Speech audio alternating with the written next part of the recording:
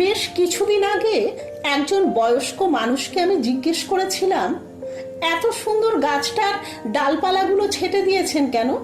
গাছটা কেমন ন্যাড়া ন্যাড়া লাগছে।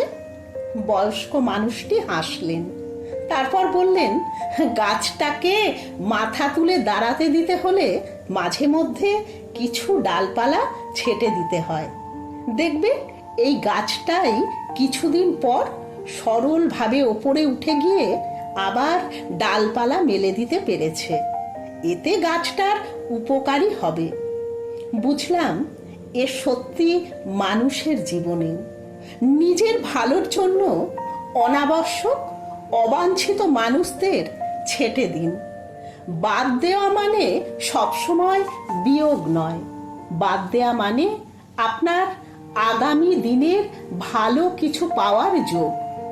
দেখবেন জীবনে চলার পথে এমন কিছু কিছু মানুষ থাকেই যারা আপনাকে সঠিক পথে চলতে বাধা দেয়।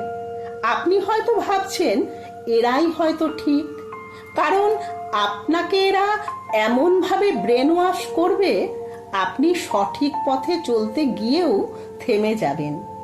সেই সঙ্গে এটাও লক্ষ্য করবেন আপনার ভালো কিভাবে হবে সে কথা আপনাকে বলবে না। যাদের নিজের জীবনে কিছু হয়নি তারা চাইবে না অন্যের জীবনে ভালো কিছু হোক। আমি বলবো এইসব মানুষদের কথায় কান দেবেন না। এরা পরশ্রী কাতর, কিছুতেই ভালো দেখতে পারে না।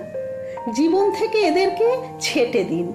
ঠিক লেখার শুরুতে বয়স্ক মানুষটি যেভাবে গাছের ডালপালা ছেটে দিয়ে গাছটাকে সরল সহজভাবে ওপরে উঠতে সাহায্য করেছিল, ঠিক সেভাবে।